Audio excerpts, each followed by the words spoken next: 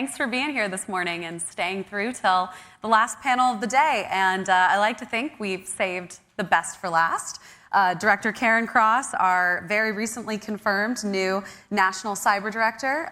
Welcome to the stage, and thanks for being here. Well, thank you, Maggie. It's a pleasure to be here. Good morning, everyone.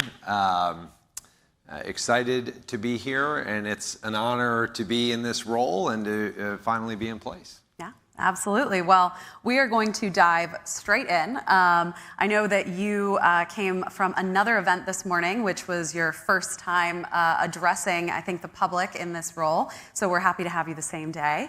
So I just want to dive in and ask immediately about what are your top priorities for this role, maybe a top three, and kind of your plans for implementation on those. Yeah, sure. First off, I would say organizationally and structurally, I'm trying to make sure that this office is in the place it's intended to be. It was that we elevate it to where Congress and the executive designed it.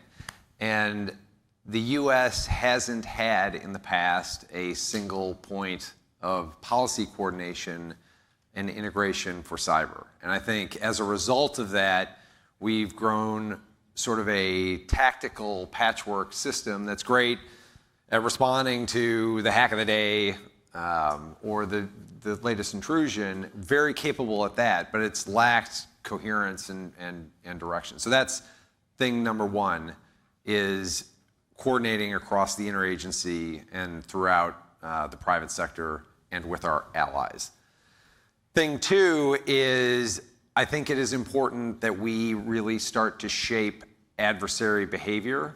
We haven't done it. We haven't done a great job at doing that in this space. And the burden of risk in cyberspace should be shifted from Americans. I mean, these are some of the most vulnerable Americans who are held at risk by bad actors here. And by bad actors, I want to particularly point to China as the numero uno in that category, but also our critical infrastructure,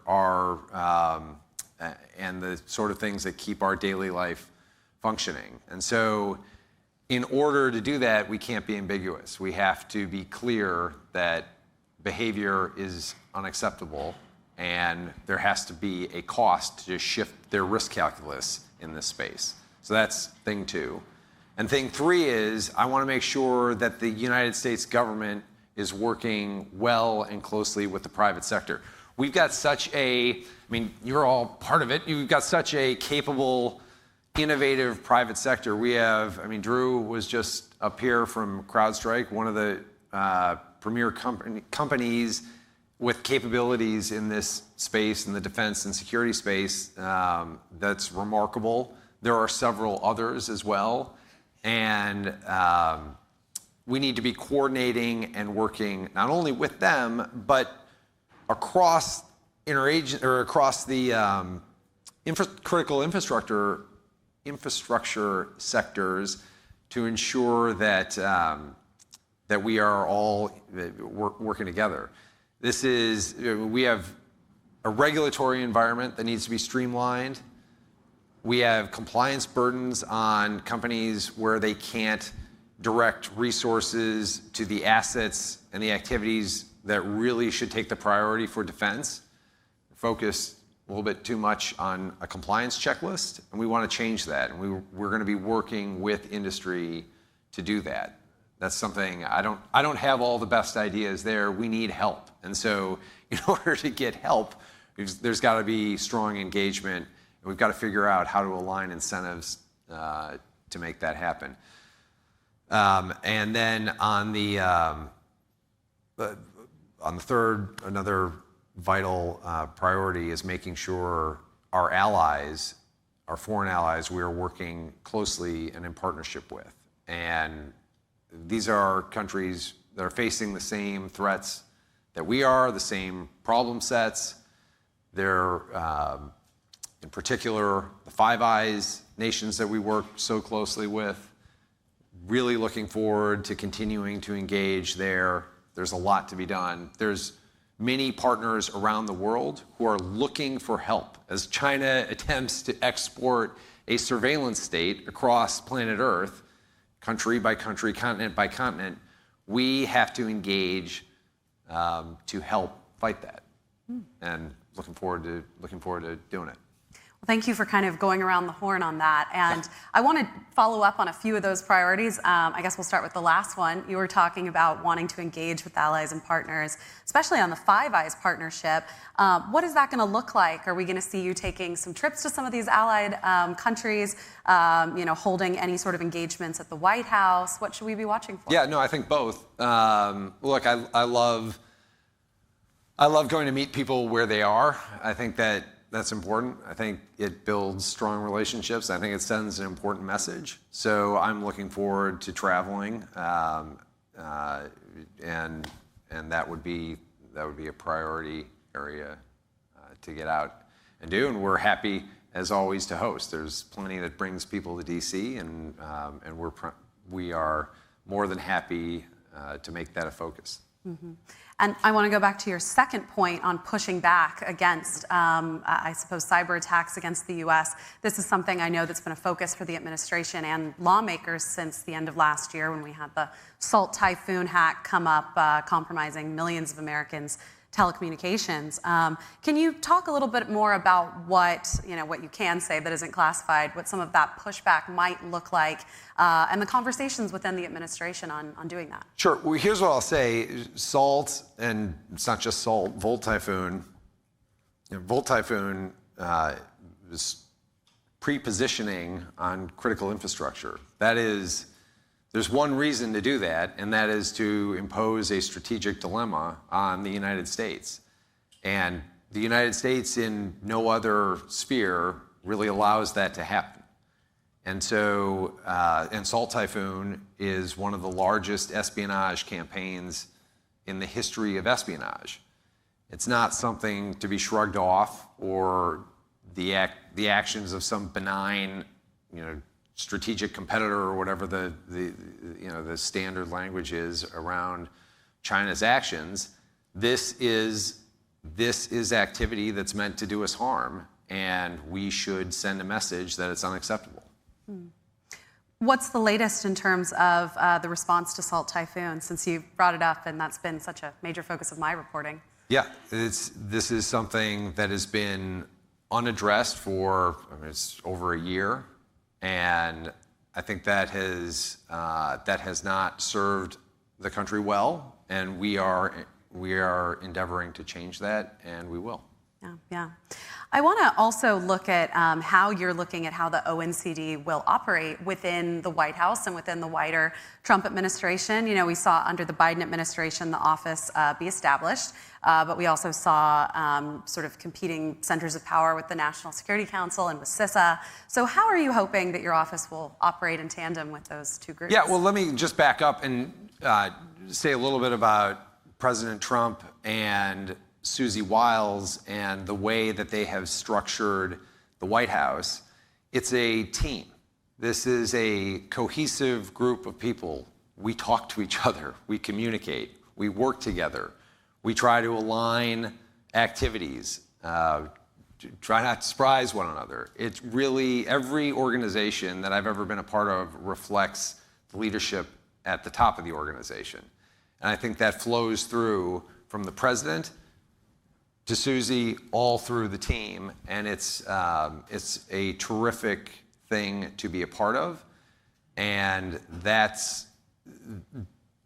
environment makes it far easier to establish the office as a primary coordinating policy shop across the interagency.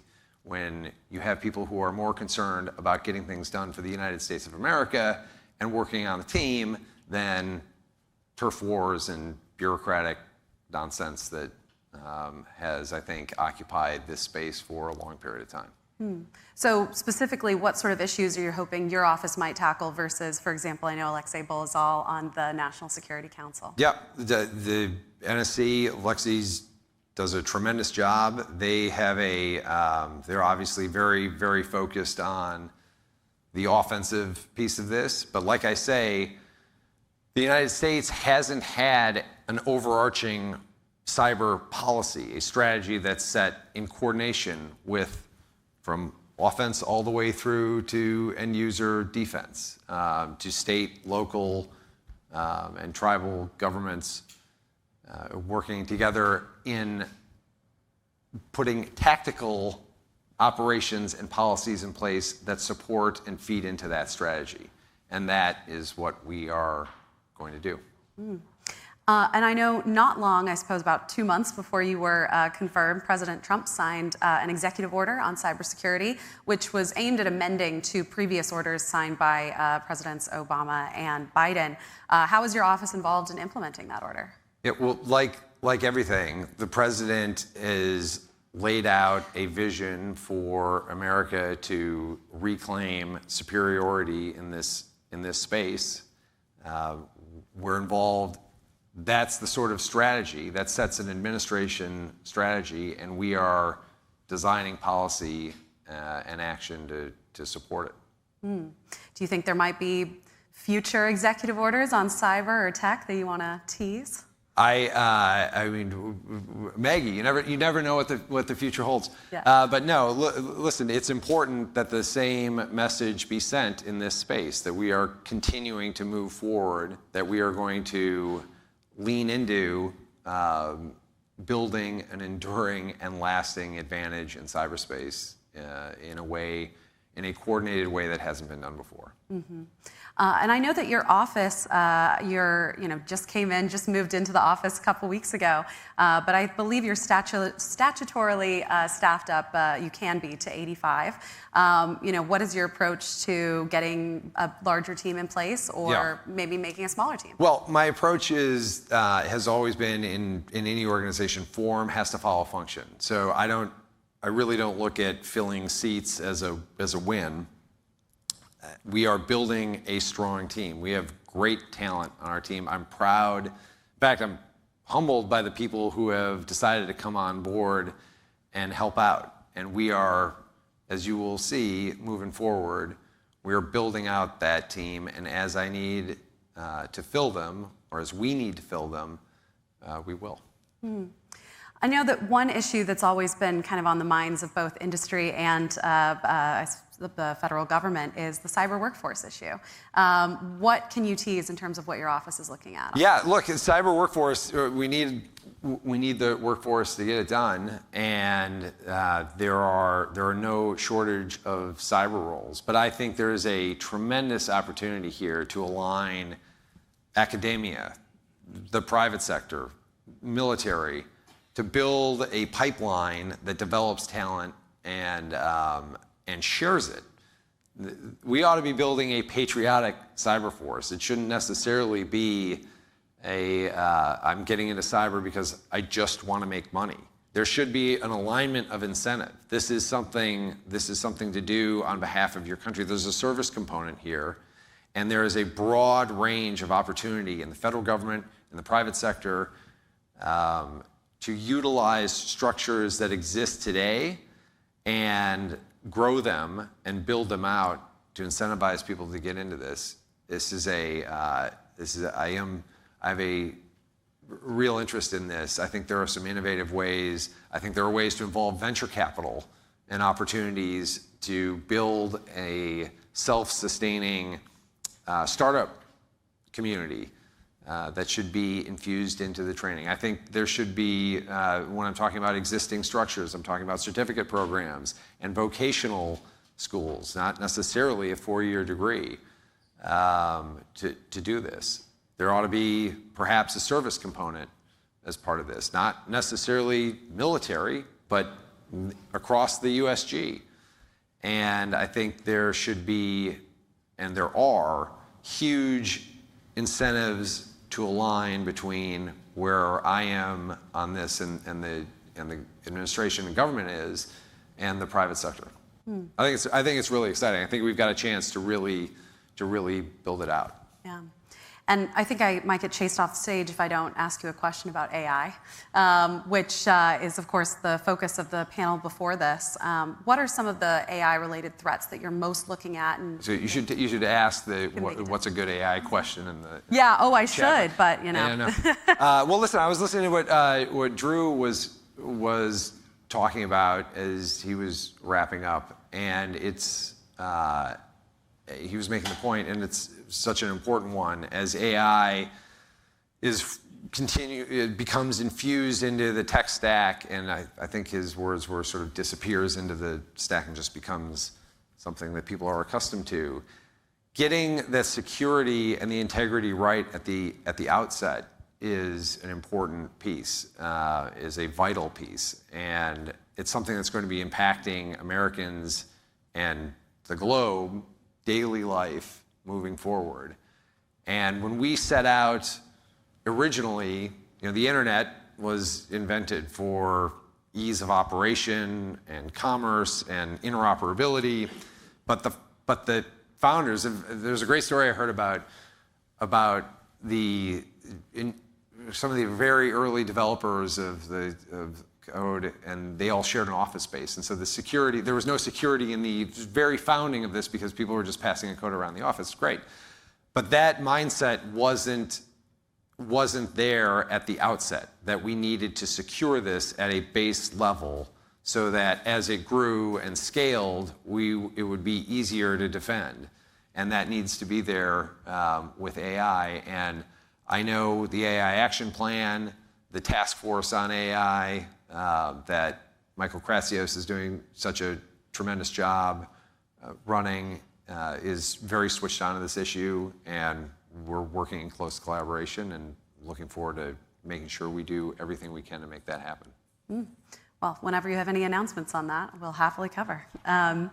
You've talked a lot about private sector collaboration. Are there specific industries that you're hoping to zero in on? For example, under the previous administration, there were efforts around the water sector. There were efforts around a couple other sectors. Are there any you feel you really need to focus on?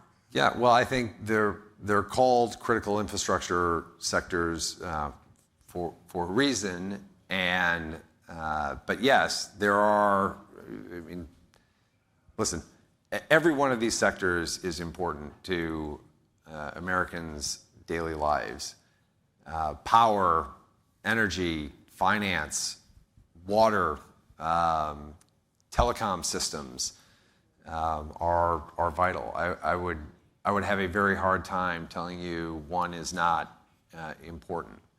But we, like everything you do, you have to prioritize, and there needs to be a process that you work through, or you're doing everything and getting nothing done. And so, as we move forward, there are certainly actors in these sectors that are vital, that do such a tremendous amount of work in each of these sectors, and we'll be working closely with them. At the same time, water is a great example of there's no one company that runs this sector that's easy to work with. A lot of these are very small operators. They don't have the resources or the funding needed to defend themselves. They can't be expected, and frankly, no American company should be expected to stand alone in defense of foreign aggression.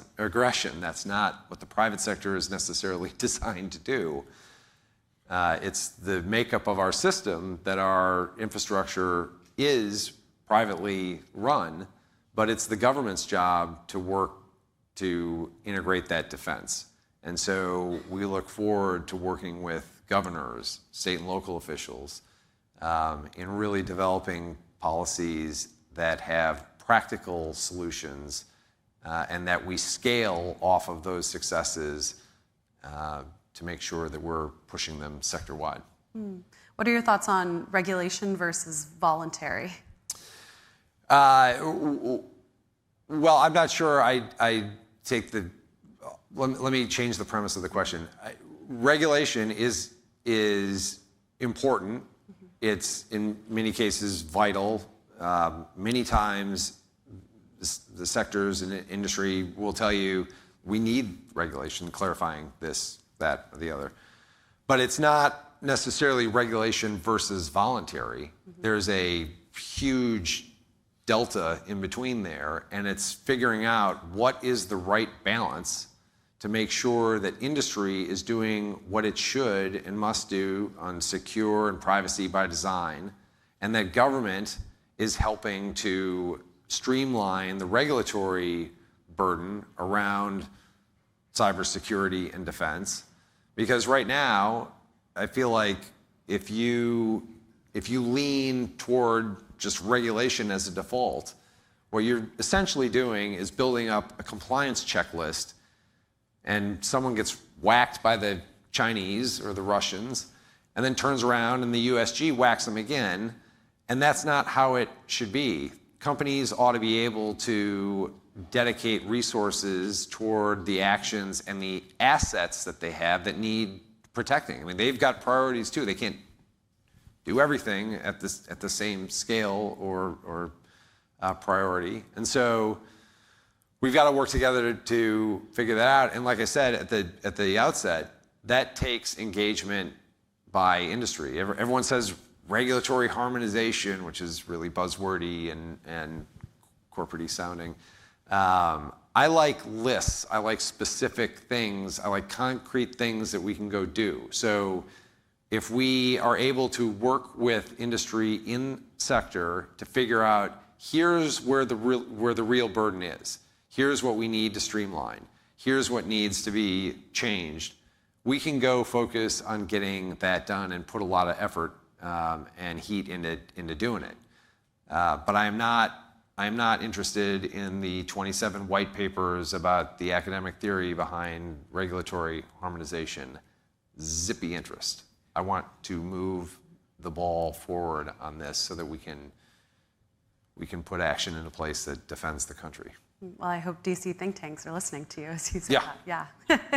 Yeah. Want to ask you about one program. Not attacking the think tanks. Yeah. They're great places. They're great places, but look, you're only in these positions for so long, and the clock is ticking, and I don't feel as though it's my job to process paperwork. I think that my job and the team that I'm building see their job as getting things done for the American people.